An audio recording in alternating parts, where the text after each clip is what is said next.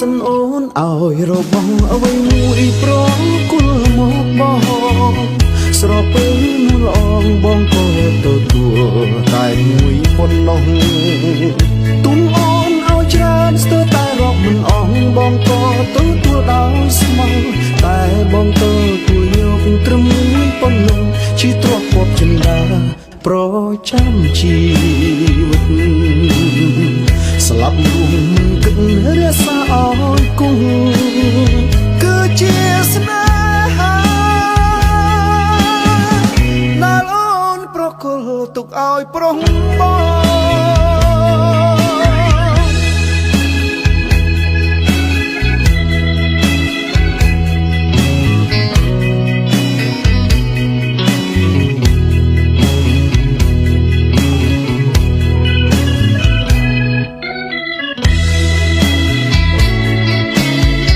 អ្វីក្រៅពីនោះដែលពើស្រីស្រងអោយប្របងដែរពេញចិត្តទាំងអស់អិនខ្វាំងទីស្នេហ៍ធ្លាប់ថែត្រក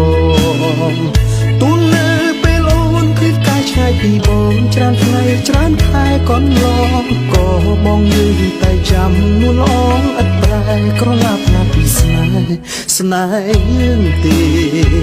អូនរឿងរ៉ាវអាភ័ព្វបណ្ដែតចោលតាមក្បូនចោលទៅឲ្យឆ្ងាយរាយរាប់ជាថ្មីរឿងស្រីនឹងមក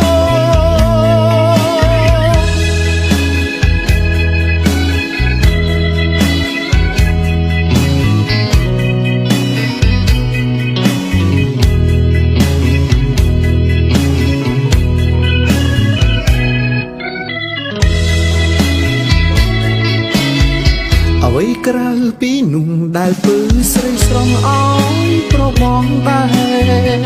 ពេញចិត្តទាំងអស់អិនខ្វាំងទីស្នេហ៍ធ្លាប់ថែត្រកមទូលនៅពេលអូនឃ្លាតកាយឆ្ងាយពីបងច្រើនថ្ងៃច្រើនខែកន្លងក៏បងយល់តែចាំនួនអងឥតប្រែក្រឡាប់ណាពីស្នេហ៍យើងទេអូនរឿងរ៉ាវអាភ័ព្វបណ្ដែតចោលតាមក្បូនចោលទៅឲ្យឆ្ងាយ